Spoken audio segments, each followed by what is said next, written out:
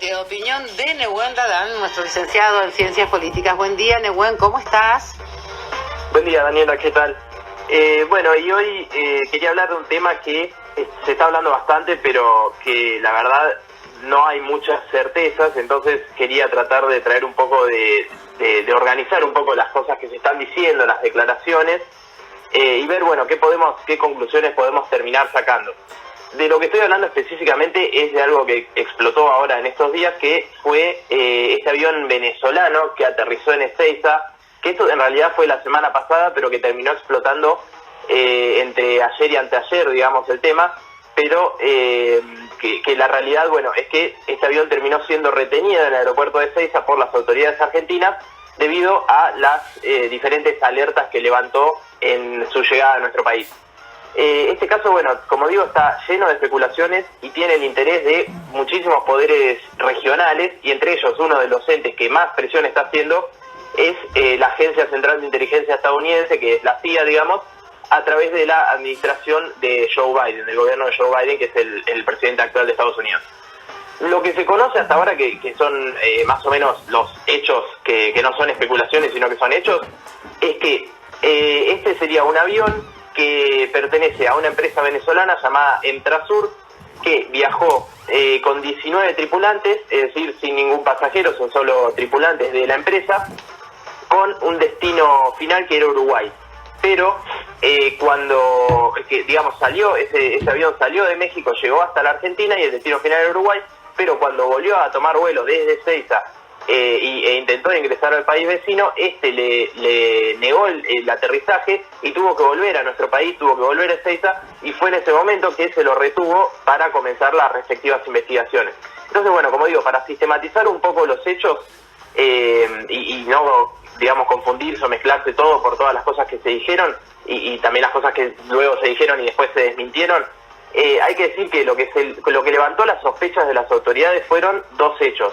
Por un lado, el avión fue comprado por la empresa venezolana recién el 23 de enero de este año, pero antes de eso, este mismo avión había operado durante 15 años para una empresa iraní que se llama Mahan Air, que luego se conoció, aparece en una lista negra aérea que tiene Estados Unidos, porque está sospechada de trabajar con la Guardia Revolucionaria Islámica, que es como una parte de las Fuerzas Armadas de Irán, y que es considerada por Estados Unidos como una organización terrorista. Entonces, bueno, ya ahí ese avión estaba bajo la mira de Estados Unidos y le estaban siguiendo los pasos ya desde hace un tiempo. Por otro lado, bueno, a esta sospecha de las conexiones que hay entre este avión y el país iraní y el país islámico, digamos, también se sumó la DAIA, que es la Delegación de Asociaciones Israelitas Argentinas, pidiendo que se investigue a fondo sobre este hecho, porque, bueno, sabemos obviamente que la DAIA está conformada justamente por intereses, tiene intereses que responden un poco al Estado de Israel, y se conformó un poco políticamente después de los atentados que sufrimos en Argentina de la AMIA y la Embajada de Israel por los años 90. Entonces, bueno, están estas dos, dentro de nuestro país está la DEA investigando, y en el exterior está Estados Unidos también muy pendiente de esto. La realidad, entonces, como dije, también es que de los 19 tripulantes, solo 5 son iraníes y el resto son venezolanos, es decir, los otros 14. Y también hay que señalar que hasta ahora no se encontraron lazos entre esos ciudadanos iraníes y alguna organización terrorista, por lo que por ahora solo se trataría de rumores infundados que se desataron porque la aerolínea, que antes era dueña del avión, como digo, estaba en una lista negra de la CIA. Sin embargo, bueno, esto es la primera sospecha que hay, digamos, lado terrorista, pero no significa que no encuentren ninguna vinculación con el terrorismo, no significa que no tenga nada más raro este avión, porque si bien, como digo, parece que a priori no hay lazos con ninguna organización terrorista, no se descarta que sí haya sido usado y lo siga siendo hasta el momento en que fue detenido en Ezeiza para contrabando, e incluso también se habla de narcotráfico. Y en este sentido lo que se sospecha es que el expresidente paraguayo, que se llama Horacio Cartés y es uno de los más grandes empresarios de ese país y también dueño de una de las principales comercializadoras de tabaco de la región, que se llama Tabacalera del Este, contrató este avión varias veces para mover tanto cigarrillos de contrabando hacia otros países, como por ejemplo Aruba o Colombia, como otras sustancias adictivas ilegales de las cuales no fueron detalladas. Y bueno, y es por esta razón que también este avión y todo este hecho está siendo investigado por la DEA, o que se conoce como Administración de Control de Drogas, que es la agencia estadounidense ocupada de la lucha contra el narcotráfico a nivel mundial, que bueno, fue una de las agencias que más estuvo metida en, por ejemplo, la caída de Pablo Escobar en su momento, la caída del Chapo Guzmán en México también hace unos años. Está siempre, digamos, metida en lo que es narcotráfico a nivel mundial y sobre todo regional. Entonces, bueno, además también hay que señalar que su paso por Paraguay de este avión se produjo en Ciudad del Este, que es una ciudad que se encuentra dentro de la zona que es la triple frontera, que es la frontera entre Argentina, Brasil y Paraguay, y que está catalogada también por el gobierno estadounidense como una zona de riesgo debido a su alta actividad de narcotráfico y de contrabando, por lo que, entonces, bueno, la inteligencia de Estados Unidos ya había alertado sobre las actividades irregulares del avión en cuestión, que lo vienen siguiendo desde hace bastante tiempo. En este hecho incluso también trajo algunas repercusiones para Mauricio Macri, porque en el 2020, en medio de la cuarentena por la pandemia, el expresidente viajó al territorio paraguayo a reunirse con Cartés. En ese momento no se brindaron muchos detalles y llamó la atención, sobre todo porque el vuelo se realizó durante la pandemia, pero hasta ese momento no había levantado demasiadas sospechas. Pero ahora como que el hecho volvió y bueno, se está viendo qué vinculaciones podrían haber ahí, aunque todavía no hay nada firme, digamos, nada comprobado. No, la verdad me parece que es medio... se dijeron muchas cosas. Me parece que le están metiendo ganas de encontrarle algún lazo, como diciendo, no, porque el tío de la tía que lo conocía, viste, ya me parece que es buscarle mucho y hablar demasiado con las cosas importantes en realidad que están pasando, ¿no? No, casi que no tiene sentido. Bueno, la discusión pasa por otro lado, me parece, en este país, y más un día como hoy, ¿no? A mí lo que me parece, entiendo, por eso yo también trato de sistematizar un poco y de no decir esto es verdad, esto es mentira, pero un poco de que compartir toda la información, y creo que algo raro hay con este avión, digamos, como digo, está en investigación y se verá qué, pero bueno, un poco para señalar cuáles son las sospechas que hay hasta el día de hoy, porque la realidad es que no se detienen los aviones o no se están investigando todos los aviones que paran en Ezeiza, entonces quizás es importante señalar estas cosas que pasan que no son cotidianas en el día a día. Bueno, y un poco lo que quería señalar justamente con esto, y es un poco de la mano con lo que decís vos, es lo que se hace evidente con todo esto es que no hay nada evidente, es decir, no hay nada concreto, no hay nada que se pueda decir esto es así, esto no, justamente por eso se está llevando adelante una investigación. Pero un poco las conclusiones que saco yo es que me parece que las sospechas de los lazos con el terrorismo iraní parecen más infundadas en que el avión perteneció antes a una empresa de ese país que está en una lista negra de la inteligencia estadounidense que en pruebas reales, sobre todo porque se investigaron todo lo que son los pasaportes de los tripulantes y no se encontró ninguna conexión real, ni se encontró que fueran falsificados, ni nada raro de ese estilo. Un poco la segunda conclusión es que sí es más probable que este avión haya sido usado para mover productos legales de forma ilegal o directamente productos ilegales entre países de nuestra región, y ahí creo que sí hay algo que puede llegar a descubrirse, donde se complica la situación del expresidente paraguayo Horacio Cartés, porque es quien está hoy en el ojo de la tormenta y tendrá que dar las respectivas explicaciones, primero ante la justicia de su país, que seguramente va a comenzar una investigación, y luego veremos si esa investigación se lleva adelante también en otros países implicados. La tercera conclusión, y esto es un poco una crítica, tiene que ver con la falta de control de las autoridades aeroportuarias argentinas en el aeropuerto de Ezeiza, porque el avión primero llegó de México a Argentina y después fue a Uruguay, y si al avión no le hubieran negado el aterrizaje en Uruguay, quizás se hubiera seguido operando como si nada y hoy no estaríamos hablando de este tema, o sea, no lo hubiéramos conocido ni siquiera. Y por último, la última conclusión es que si se confirma que este avión funcionaba para transportar productos ilegales, también podemos inferir que el gobierno venezolano de Nicolás Maduro estaba al tanto de estos viajes y que por lo tanto también estaría implicado.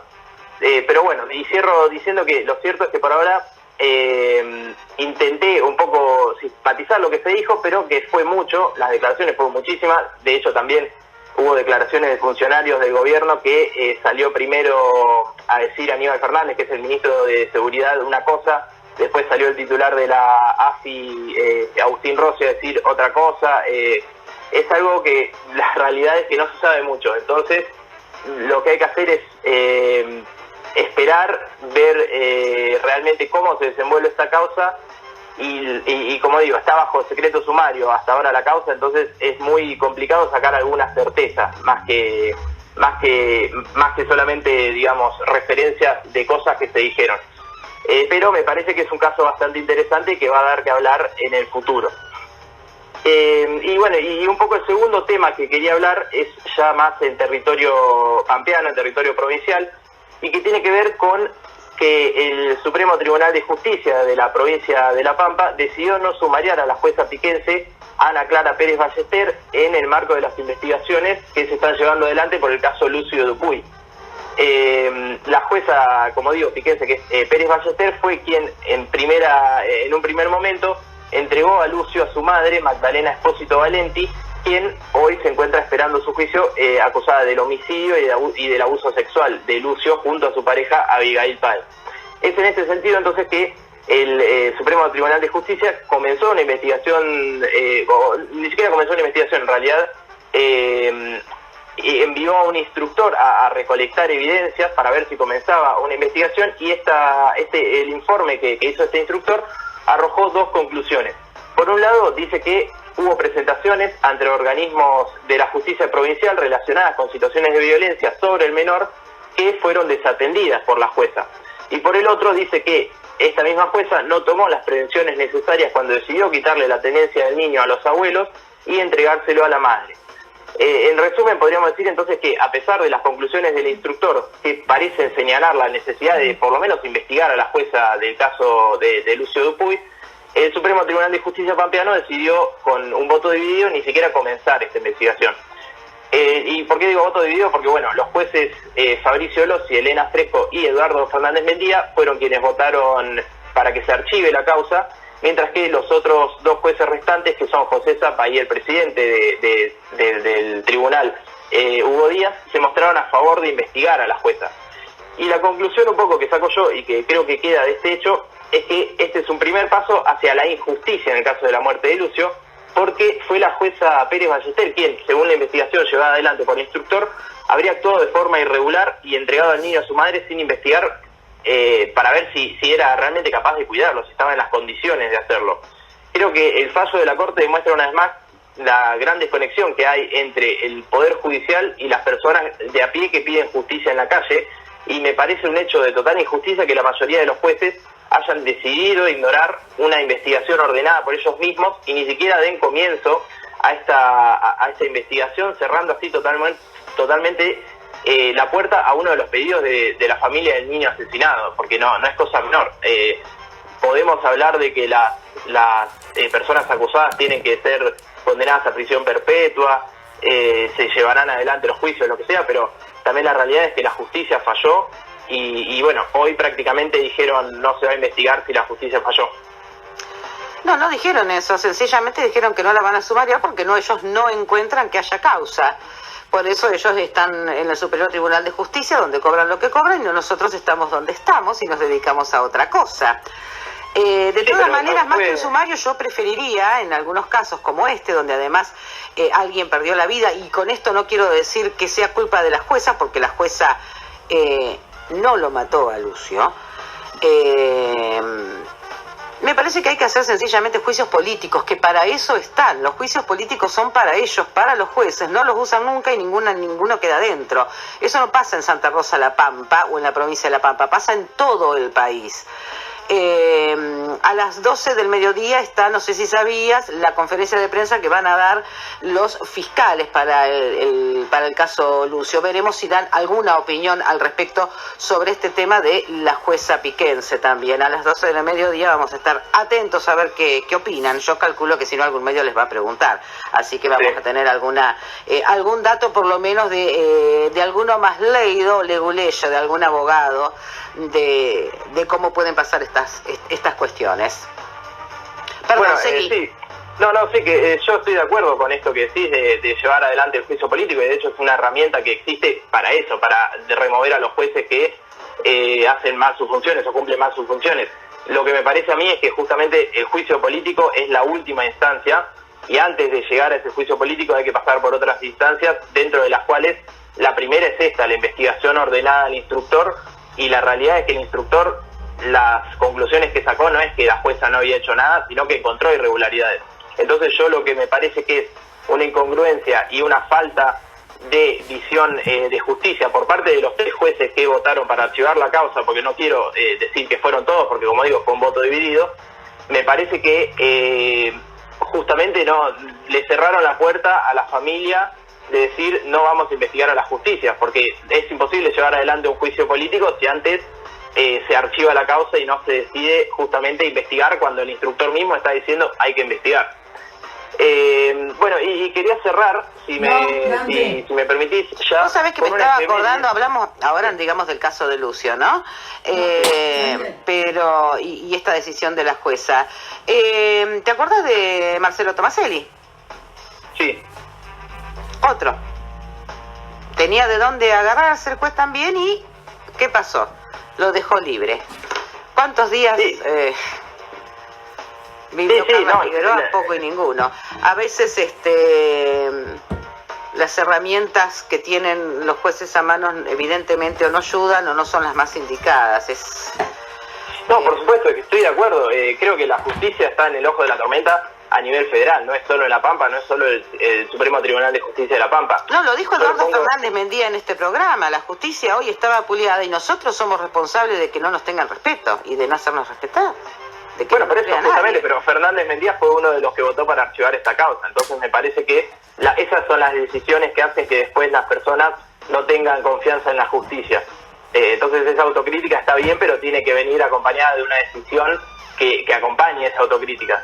Esa es por lo menos mi visión y mi crítica hacia el poder judicial a nivel nacional, ni siquiera de La Pampa. Ahora hablo de La Pampa porque bueno, es un caso que nos toca a nosotros. Seguro. Sería interesante que el instructor explicara en qué basa sus datos y que alguien de la del Supremo Tribunal de Justicia diga por qué no sirve o qué está mal en el informe del instructor. Sí, bueno, veremos si no creo que lo hagan, pero bueno. Perdón, veremos si se avanza. Me decías de una efeméride que querías recordar, disculpame que te interrumpí. No, está bien. Sí, para cerrar ya, que quería compartir, bueno, una efeméride que si bien no es del día de hoy, es de ayer, del 14 de junio, y que bueno, esta vez no la voy a describir yo, no la voy a usar mis palabras, sino que voy a repetir parte de las palabras que compartió el Centro de Veteranos de Guerra de La Pampa, y ahora sí, abro comillas, digamos, y continúo con lo que dijeron. 14 de junio de 1982, último día de lucha, de sacrificio, lucha de las fuerzas terrestres en las Islas Malvinas que se batieron con honor. Día que se debería recordar con entereza, sin debilidades, no como una derrota, sino como la culminación del esfuerzo y el coraje que compromete continuar bregando, ahora por medios pacíficos, la recuperación de nuestras islas. Hoy las tumbas marcan la presencia de los hombres de armas muertos en Malvinas, constituyendo la posición de la cual no pudieron ser desalojados. Estos quedaron nuestros héroes. Bien. Volvemos a dialogar contigo el lunes. No, el miércoles. El miércoles. Sí, el miércoles. La semana que viene ya. Mira, tenés una semana de vacaciones, una semana que no me tenés que escuchar, una semana que no tenés que bancarme. Mira, aprovechala porque tenés una semanita. Te voy a extrañar. Muchas gracias, Nehuen, buena semana. Bueno, igualmente, y buen fin de semana largo para todos. La palabra de Nehuen Adani.